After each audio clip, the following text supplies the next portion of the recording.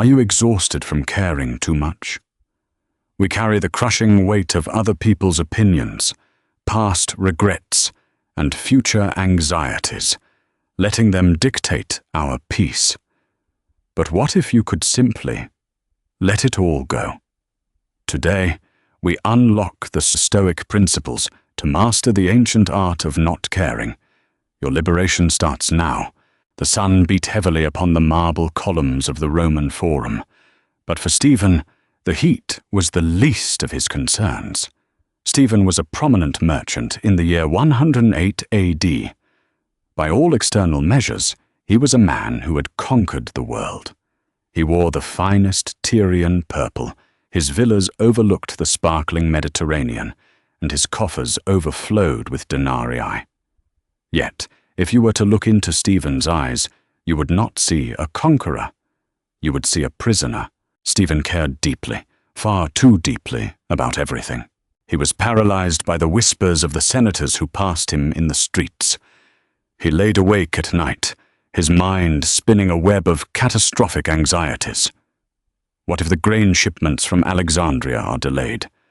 What if my rival, Quintus, secures the emperor's favor? What if the servants are mocking me behind my back? Stephen was a master of commerce, but a slave to his own mind. Every insult was a dagger. Every slight delay was a disaster. He was suffocating under the weight of his own attachments. One evening, desperate for a reprieve from the relentless noise in his head, Stephen sought out a man named Gaius. Gaius was a former slave who had studied under the great Stoic teacher Epictetus.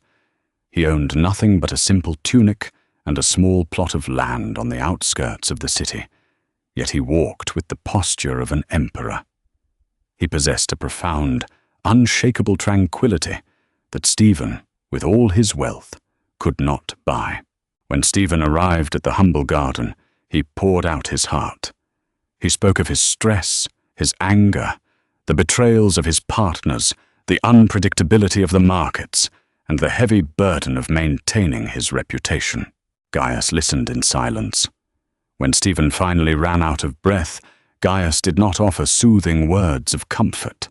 Instead, he walked over to a pile of river stones in the corner of his garden. He picked up a large, coarse sack and began filling it with the heavy stones. Once it was full, he brought it over to the wealthy merchant. "Hold this," Gaius instructed. Stephen, confused, took the sack. It was immensely heavy. His muscles strained, and he had to brace his legs just to keep from toppling over. "Now," Gaius said, his voice calm and steady, "continue telling me about the senator who insulted your tunic yesterday." Stephen tried to speak, but his arms were trembling. The rough fabric of the sack was tearing into his palms. "Gaius, I cannot focus on the senator. This sack is too heavy. My arms are burning." "Then drop it," Gaius said simply. Stephen let the sack fall to the dirt with a heavy thud. He gasped for air, rubbing his raw hands. "You see, Stephen," Gaius began, gesturing to the fallen sack. "You came to me complaining that your mind is exhausted, that your soul is weary. Yet you are walking through life, carrying sacks of stones that do not belong to you. You are attempting to carry the weather, the economy, the tongues of gossiping men, and the unpredictable tides of the sea. You care about things that are not yours to care about. If you wish to find peace, you must first learn the art of letting go." Principle 1. The dichotomy of control, ta ephehemen. This brings us to our first and most foundational Stoic principle, the dichotomy of control. In Greek, Epictetus referred to this as ta eph hemen, ta uk eph hemen, what is up to us and what is not up to us. To master the art of not caring, you must radically separate your life into two distinct categories. Category 1, the internal. Your beliefs, your judgments, your character, your desires, and your voluntary actions. This is your domain. This is where your power lies. Category 2, the external. Your reputation, your wealth, the actions of others, the weather, the past, the future, and even your own physical body's health. These are not entirely under your control. The Stoics realized a profound psychological truth. All human suffering, all anxiety, and all exhaustion come from caring about Category 2. When you tie your happiness to things outside of your direct control, you are handing the keys to your emotional state to a chaotic, indifferent universe. You become a puppet, and anyone or anything can pull your strings. Gaius looked at Stephen and explained, "When you care about the senator's opinion of you, you are trying to control his mind. But his mind is his property, not yours.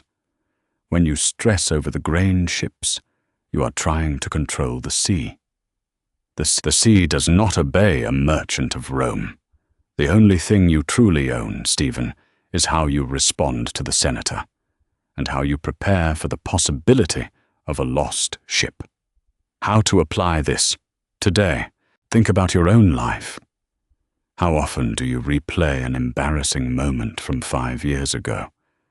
How often do you stress about a looming economic recession or agonize over why someone left you on red? You are holding the sack of stones. You are burning your limited daily energy on phantoms. To practice the dichotomy of control, you must become ruthless with your attention. When an anxious thought enters your mind, pause and ask yourself the ultimate Stoic question. Is this up to me? If the answer is no, you must actively train your mind to say, then it is none of my concern. This is not apathy. Apathy is giving up on life. Stoic indifference is the highest form of focus. By withdrawing your care from the uncontrollable, you consolidate all your energy into the only thing that actually matters: being a good, virtuous, and resilient human being right now. Drop the stones. Let them fall. Several months passed, and Stephen had begun to practice dropping the stones. He was sleeping slightly better, learning to brush off the minor annoyances of the Roman markets. But philosophy is never truly tested in the calm. It is forged in the fire of adversity. In the autumn of that year, a massive tempest swept across the Mediterranean. It was a storm of unprecedented fury, tearing through fleets and swallowing ships whole. 3 days after the storm broke, a messenger arrived at Stephen's estate. He was soaked, shivering, and pale. "Master Stephen," the boy stammered, falling to his knees. "The fleet from Alexandria. It was caught in the squall off the coast of Sicily. The ships, they are gone. All of them. Swallowed by the sea. The cargo is lost." Stephen felt the blood drain from his face. Those 3 ships represented the vast majority of his liquid wealth. Without that grain, he could not pay his creditors. The loss was catastrophic. In an instant, the Stoic practices he had been building crumbled. Stephen fell to the floor, tearing at his hair, weeping and cursing Neptune, cursing the fates, and cursing the day he was born. He felt a profound, crushing sense of injustice. Why me? He screamed into the empty halls of his villa. I made the right investments. I prayed to the gods. This shouldn't have happened. Word of Stephen's ruin spread quickly. Gaius, hearing the news, came to the villa. He found Stephen sitting in the dark, surrounded by shattered pottery he had thrown in his rage. "They are gone, Gaius," Stephen whispered, his voice hollow. "Everything I worked for. The sea took it all. How do I not care about this? Do not tell me to drop this stone. This is not a stone. This is my life crushing me." Gaius sat on the floor beside him. "You are suffering, Stephen, not because the ship sank, but because you demand that the universe bend to your preferences. You are fighting a war against reality, and reality will always win. Principle 2. Amor fati. Love your fate. Gaius introduced Stephen to a concept that would later be immortalized by the philosopher Friedrich Nietzsche and deeply embedded in Stoic thought. Amor fati, the love of one's fate. It is not enough to merely accept the storm, Gaius explained, his eyes piercing through the gloom of the room. Mere acceptance is passive. It is a grudging resignation. To truly master the art of letting go, you must learn to love what happens to you. You must look at the sunken ships and say, "This is exactly what was meant to happen, and I will make it fuel for my fire." The Stoics believed in the concept of the logos, a rational order to the universe. Whether you believe in a divine plan or simply the cold mechanics of cause and effect, the truth remains. What has happened could not have happened any other way. The wind blew, the wood splintered, the water rushed in. To cry out, "This shouldn't have happened," is a delusion. It did happen. Marcus Aurelius, the great Stoic emperor, would later write, "A blazing fire makes flame and brightness out of everything that is thrown into it." When you practice amor fati, you stop seeing events as good or bad. You stop labeling a financial loss as a tragedy and a gain as a triumph. Instead, everything becomes material for your character. Stephen looked up, anger flashing in his eyes. "How can I love ruin?" "Because," Gaius replied, "ruin has stripped away the illusion that you are in control of the sea. Ruin has given you the opportunity to practice courage, resilience, and starting over. The universe just handed you the greatest test of your life. Will you whine like a child who dropped his sweetmeat, or will you stand up like a philosopher?" How to apply this today? When a relationship ends unexpectedly, when you lose a job, when a project you poured your soul into fails completely, your default reaction is to resist. You bargain, you obsess, you dwell in the heavy, toxic energy of regret. You care too much about the alternative timeline that doesn't exist. To master letting go, you must embrace amor fati. You must look at the closed door and boldly say, "Good." Lost your job? Good. Now you can find a path that actually challenges you. Someone broke your heart? Good. You are now free to find someone who actually chooses you. Got sick? Good. You now have the time to rest, reflect, and appreciate the days you are healthy. Amor fati flips the script of your life from victimhood to supreme empowerment. You stop caring about how things should have been, and you vigorously embrace how they are. Principle 3. Memento mori. Remember death. Despite Gaius's profound words, Stephen was still paralyzed by the social humiliation of his financial downfall. "But what of my status?" Stephen asked, his voice shaking. "Tomorrow I must walk through the forum. The other merchants will see my diminished state. They will pity me. Some will secretly rejoice in my failure. I cannot bear their judgment." Gaius sighed, stood up, and extended his hand. "Come with me. We are leaving the villa." Gaius led Stephen out of the city gates, walking in silence until they reached the Appian Way. They walked past the grand tombs of patricians and the modest graves of commoners, arriving at the public pyres where the ashes of the deceased were laid to rest. The smell of smoke and dried earth hung in the air. "Look around you," Gaius commanded. "Beneath this soil lie senators who commanded legions and slaves who scrubbed floors. Here lie merchants who owned 100 ships and beggars who owned nothing but the rags on their backs. Can you tell me which ash belonged to the billionaire and which to the beggar?" Stephen shook his head. "No, they are identical," Gaius said softly. "They are dust. And soon, Stephen, you will be dust. In 100 years, no one will remember your name.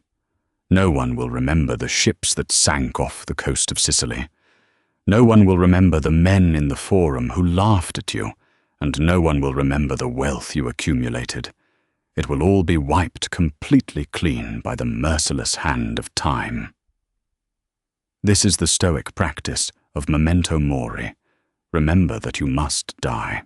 At first glance, meditating on death seems morbid and depressing, but to the Stoic, it is the ultimate tool for liberation.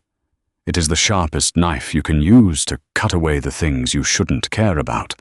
When you truly internalize that your time on this earth is brief and rapidly vanishing, the trivialities of life lose their grip on you. The anxiety about a botched public speech, the anger at a driver who cut you off, the obsession with keeping up appearances, all of it shrivels in the face of death. Death provides the ultimate perspective. "You care about the opinions of the merchants in the Forum," Gaius said, placing a hand on Stephen's shoulder, "because you are living as if you will be here forever. You treat your reputation as if it is immortal.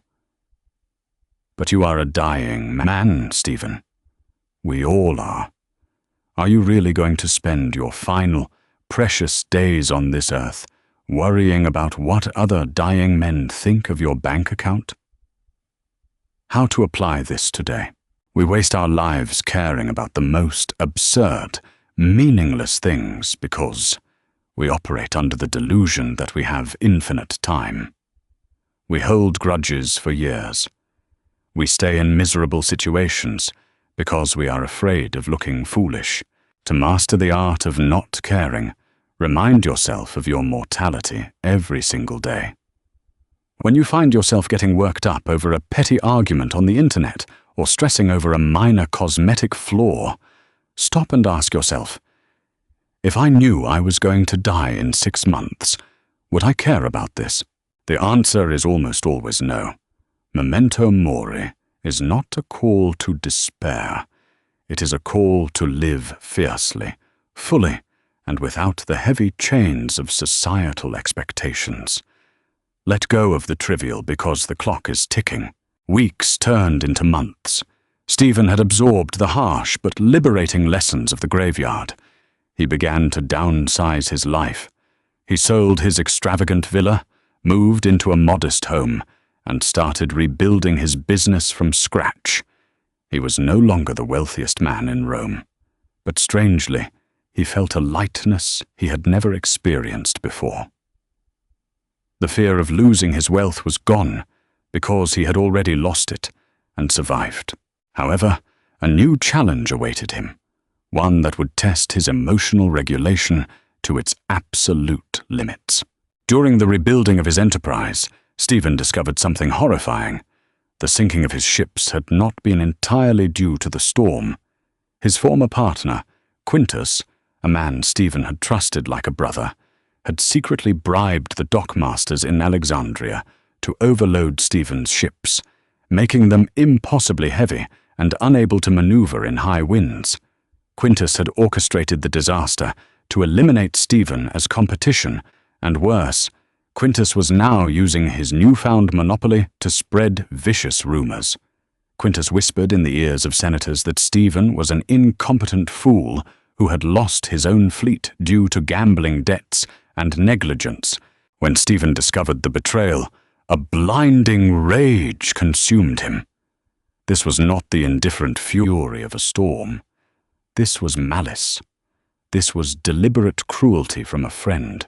Stephen stormed through the streets of Rome, his heart pounding in his chest, intending to confront Quintus and perhaps tear him apart with his bare hands. But as he crossed the market, he saw Gaius sitting quietly by a fountain, eating a simple meal of olives and bread. The sight of the old philosopher made Stephen stop. He marched over to Gaius, his face flushed red. "He betrayed me!" Stephen roared, startling the nearby pigeons. "Quintus overloaded my ships. He caused my ruin, and now he slanders my name. I have been wronged, Gaius. I have been deeply, unforgivably wronged. Do not tell me to love this fate. I want justice. I want his head." Gaius calmly chewed an olive, swallowed, and looked up at Stephen. "Quintus bribed dockmasters," Gaius said in a flat, monotone voice. "Your ships sank. Quintus is speaking words to senators." "Yes," Stephen shouted. "He is destroying my life. He's a monster." "Ah," Gaius raised a finger. "Now you are adding things." I said, "Quintus bribed dockmasters. Ships sank. Quintus is speaking words. Those are the facts." You added, "He is destroying my life. I have been wronged, and he is a monster." The facts did not make you angry, Stephen. Your additions did. Principle 4. Objective representation. Fantasia cataleptic. This is the Stoic principle of objective representation, or stripping away the narrative. Epictetus profoundly stated, "Men are disturbed not by things, but by the views which they take of them. When an event happens, our brains instantly wrap it in layers of subjective judgment, emotion, and catastrophic storytelling. We rarely react to reality. We react to the movie playing in our heads about reality." The Stoics taught that we must train ourselves to see things strictly as they are, without the emotional bark. Gaius stood up and looked Stephen in the eye. "When you say, 'I have been deeply wronged,' you are choosing to adopt the identity of a victim. You are allowing Quintus's actions to dictate your inner state. Quintus's treachery is the reflection of his character, not yours. He has poisoned his own soul by acting with malice. Why should you poison yours with anger? To stop caring about the offenses of others, you must strip events of their emotional weight. Instead of saying, 'My co-worker maliciously insulted me to ruin my career,' you say, 'My co-worker made a sequence of vocal sounds directed at me.' Instead of saying, 'My partner cruelly abandoned me, and I'll be alone forever,' you say, 'My partner and I are no longer in a relationship.' By reducing events to their bare, objective facts, you remove the sting. You realize that a betrayal is just a person acting according to their own flawed nature. As Marcus Aurelius noted, expecting bad men not to do bad things is madness. Quintus acted like a snake because he is a snake. Why be shocked when a snake bites? Do not give Quintus the power to steal your peace, Gaius advised. He has already taken your grain. Will you gladly hand him your mind as well? How to apply this today? When someone cuts you off in traffic, when a friend gossips about you, or when a boss critiques your work unfairly. Practice objective representation. Stop the narrative. Do not let your mind write a tragic script where you are the abused protagonist. Strip it down to the facts. The moment you remove the judgment, "This is terrible, how dare they?" the emotional turmoil vanishes. You stop caring about the drama because you refuse to participate in creating it. Principle 5. The view from above. Sympatheia. Stephen took a deep breath, the blinding rage beginning to subside into a dull ache. I understand stripping the narrative, Gaius, but the sheer scale of this public humiliation, all of is talking about me. Everyone believes his lies. I feel as though the walls of the city are closing in to crush me. Gaius smiled, a gentle, knowing smile. The walls of the city only feel close because your vision is too narrow. You are looking at the world through a keyhole. It is time to open the door. He led Stephen away from the crowded market and up the steep, winding path to the Palatine Hill. By the time they reached the summit, the sun was beginning to set, casting a vast, golden glow over the empire's capital. Below them, Rome sprawled out in a chaotic tapestry of rooftops, temples, and winding streets. The people below looked like tiny, insignificant ants scurrying about their business. "Look down," Gaius commanded. "Somewhere down there is Quintus, whispering his lies.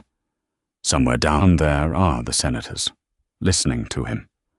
Look at how small they are." Stephen looked. The grand Colosseum looked like a child's toy. The mighty forum was just a dusty square. "Now," Gaius said, his voice expanding with the open air, "imagine we are lifting higher, above the clouds. Look down at the whole of the Italian peninsula. Rome is but a speck on the coast. Now lift higher. Look at the entire earth. A sphere of dirt and water floating in an infinite black void. Look at the vast expanse of time, millions of years behind us, millions of years ahead. Entire civilizations have risen, fought, bled and crumbled to dust, completely forgotten." Gaius turned to Stephen. "In the grand cosmic theatre of the universe, how much does the gossip of Quintus the merchant matter? How significant is the temporary loss of some wooden ships and dried grain?" This is the view from above, a powerful Stoic meditation used to shatter the ego. When we are caught up in our own heads, we suffer from the illusion of centrality. We feel like we are the main character of the universe, and therefore our problems are massive, world-ending catastrophes. But the view from above shrinks our problems down to their true size. It is the ultimate antidote to caring too much. As Stephen stood on the hill, imagining himself floating among the stars and looking down at the tiny speck of Rome, a profound sense of relief washed over him. The tight knot in his chest unraveled. The gossip, the betrayal, the money, it was all so hilariously, wonderfully meaningless in the grand scheme of the cosmos. He was just a brief flash of consciousness in an infinite universe. Why spend that brief flash being miserable over the opinions of ants? How to apply this today? When you feel overwhelmed by the drama of your life, when you are obsessing over a social media post, a family feud, or a mistake you made at work, zoom out, close your eyes and imagine pulling your perspective up through the ceiling, up into the clouds, up past the atmosphere, until you are looking at the earth from space. See the billions of people living out their lives. See the endless cycle of birth and death, the turning of the planets, the sheer, staggering vastness of reality. When you hold that cosmic perspective in your mind, your anxiety cannot survive. Your ego dissolves. You realize that your embarrassments, your failures, and the opinions of your critics are microscopic blips that do not disrupt the harmony of the universe for even a fraction of a second. Let the vastness of the universe liberate you from the prison of your own self-importance. 5 years passed since that transformative evening on the Palatine Hill. Stephen was no longer the wealthiest merchant in Rome, but he had become something far more formidable, a man who could not be broken. He had slowly rebuilt his trading enterprise, this time dealing in olive oil and wine from Hispania. He lived modestly, treated his workers with profound respect, and moved through the chaotic markets of Rome with a quiet, impenetrable serenity. However, commerce is a fickle master, and the day arrived when Stephen prepared to send his largest shipment yet across the Mediterranean. It was a massive investment, one that could secure his financial independence for the rest of his life, or, if lost, set him back another decade.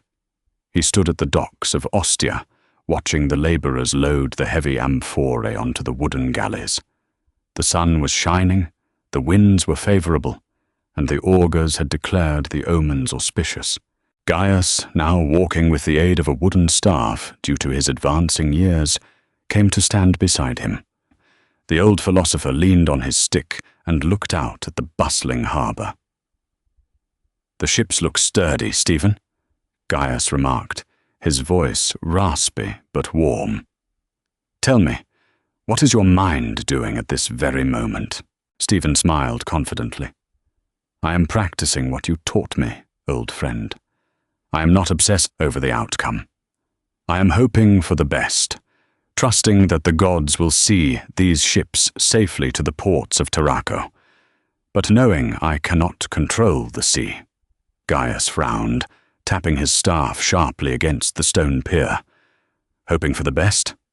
Hope, Stephen, is the intoxicating wine of the fool. It feels sweet going down, but it leaves you hungover and vulnerable to the harsh light of reality." Stephen looked puzzled. "Is it wrong to hope for a safe voyage? Must I become a pessimist?" "There is a vast chasm between pessimism and Stoic preparation," Gaius corrected. "The pessimist believes the world is inherently bad and cowers in fear.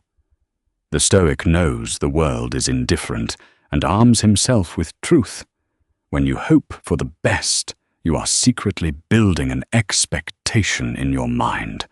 You are painting a mental picture of success, and if the universe shatters that picture, you will bleed."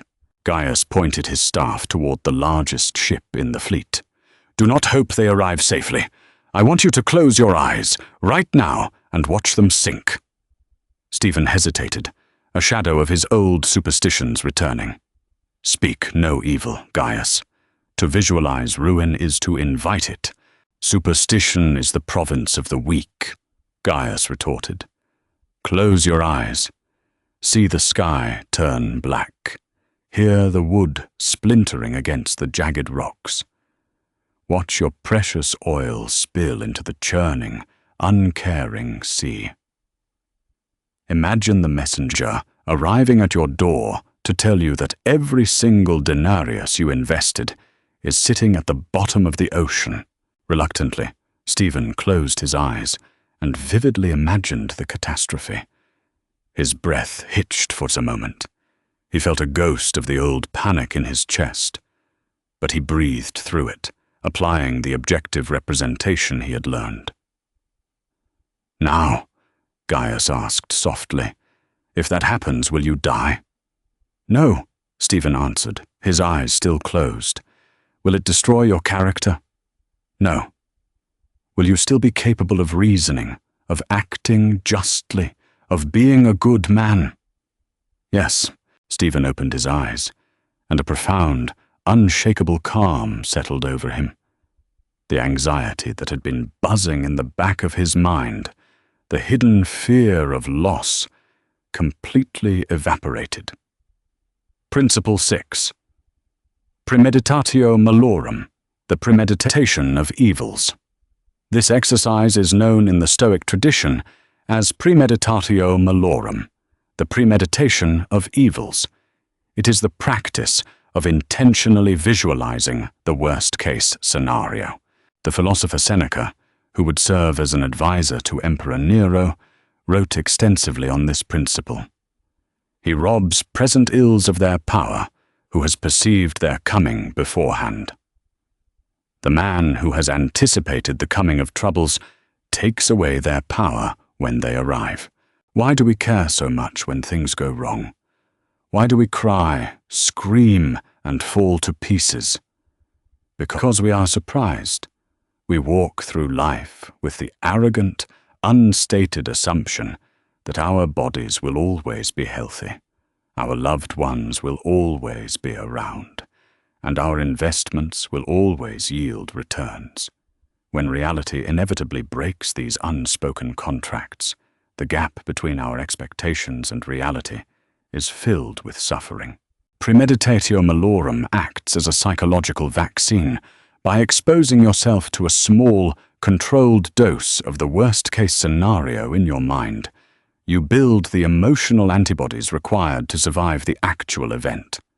You stop caring about the unpredictability of life because you have already lived through the worst in your imagination, and you have realized a vital truth. You will survive it. When you anticipate the storm, Gaius explained, you are no longer a victim of fortune. You are a sparring partner with fate. If the ships arrive safely, you will rejoice, but not with the fragile joy of a man who got lucky. You will rejoice with the gratitude of a man who knows he was spared. And if the ships sink, you will simply say to yourself, I knew the sea was treacherous. I have already prepared my mind for this. What is my next move? How to apply this?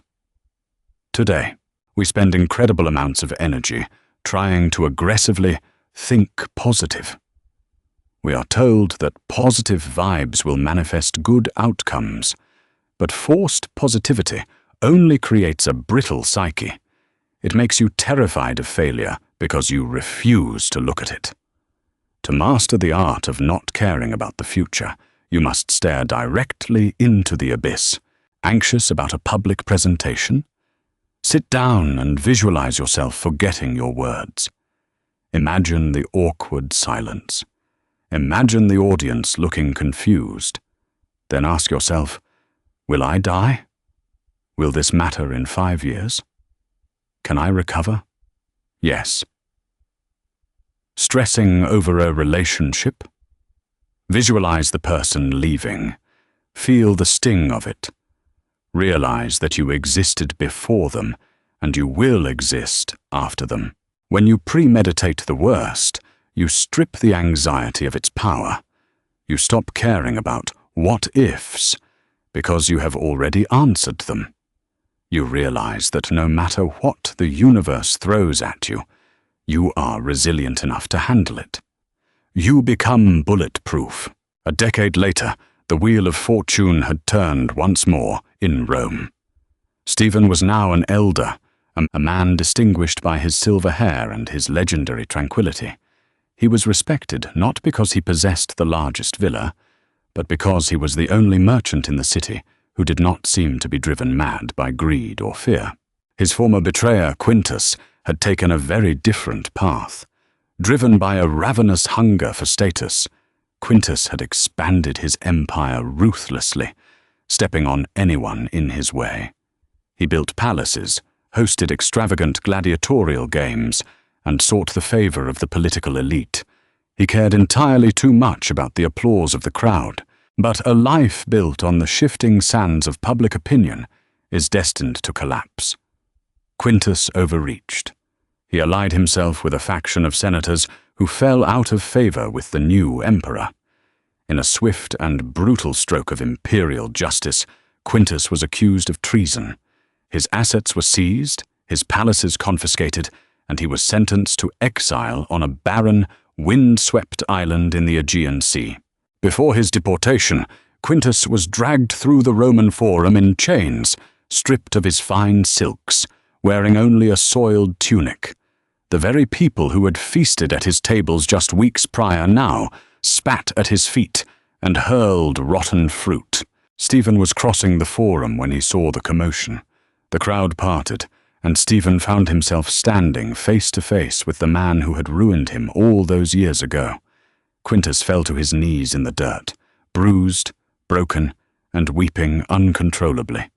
He looked up at Stephen, expecting to see a smug smile of vindication, the gloating face of a rival, finally seeing his revenge. Instead, Stephen looked at him with profound sorrow. There was no anger in his eyes. There was no joy in seeing his enemy brought low. "Stephen," Quintus choked out, his voice cracking, "the gods are cruel. They have taken everything from me. I am nothing. I have nothing." Stephen knelt in the dirt beside the broken man, unbothered by the gasps of the onlookers. "They haven't taken everything, Quintus," Stephen said softly, so only the two of them could hear. "They have only taken what was never truly yours. They took the gold, the marble, the applause, but they could not take your character. Only you could destroy that." Stephen reached into his pouch, pulled out a heavy purse of silver coins, and pressed it into Quintus's chained hands. Use this to buy favor with the guards on the island. Buy yourself a warm cloak and proper food. Spend your exile not in weeping for what you lost, but in rebuilding the only thing you ever truly owned, your soul. Quintus stared at the silver, completely bewildered. Why? Why do you not hate me? I destroyed your fleet. I slandered your name. Because, Stephen replied, standing up and brushing the dust from his knees. I no longer care about the ships, and I do not care about the slander. I only care about the man I choose to be. If I hate you, I become a slave to your past actions. If I show you mercy, I remain free. With that, Stephen turned and walked away, his mind as undisturbed as a deep, still mountain lake.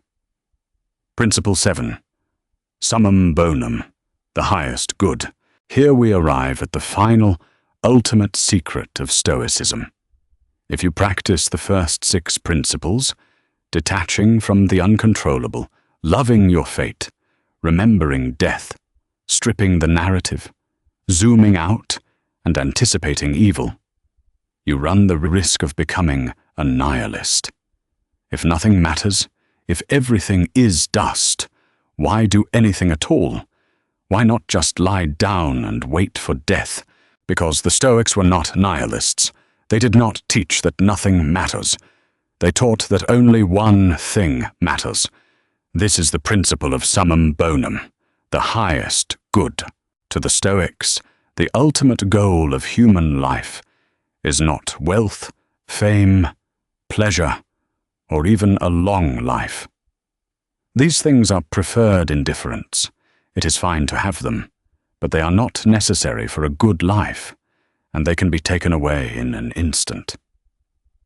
The only true good, the only thing that actually belongs to you, is your virtue, in Greek, arete. Virtue is expressed through 4 pillars. 1. Wisdom, knowing what is good, what is bad, and what is indifferent. 2. Courage, facing adversity, fear, and death with a steady heart. 3. Justice, treating others with fairness, even those who have wronged you. 4. Temperance, mastering your desires and avoiding excess. Stephen had truly mastered the art of not caring about the external world, because he had transferred all of his caring inward. He didn't care about Quintus's betrayal, because his own justice and wisdom were more important than his ego. He didn't care about his lost ships, because his courage and temperance were infinitely more valuable than grain and wood. Marcus Aurelius wrote to himself, "Just that you do the right thing. The rest doesn't matter. Cold or warm, tired or well-rested, despised or honored, dying or busy with other assignments." When virtue becomes your only metric for success, you become utterly invincible. No economic crash can make you less courageous. No internet troll can make you less just. No terminal diagnosis can strip you of your wisdom. You win the game of life the moment you decide that your character is the only scoreboard that matters. How to apply this today? Mastering the art of not caring is not about turning your heart into a stone. It is not about walking through life with a smug, detached apathy. It is about a radical reallocation of your energy. Stop caring about how many likes your photo got, and start caring about whether you were kind to the person checking out your groceries. Stop caring about whether you got the promotion over your rival, and start caring about whether you do your work with integrity and excellence. Stop caring about the toxic opinions of people who do not truly know you, and start caring intensely, passionately, and fiercely about the content of your own character. When your identity is tied to your virtue, the external world loses its power over you. Let the markets crash. Let the gossips whisper. Let the storms rage. You are safe inside the fortress of your own soul, looking out at the chaos with a calm, unbothered smile, knowing that they can take everything from you, but they can never take you. You've learned to drop the heavy stones, embrace the storm, and realize your own mortality. You know how to strip the narrative, zoom out to the cosmos, anticipate the worst, and build the invincible fortress of your own virtue. The art of not caring isn't apathy, it's ultimate freedom. If this philosophy brought you peace today, please hit the like button, share this video with someone who needs to let go, and subscribe for more Stoic wisdom. Stay resilient.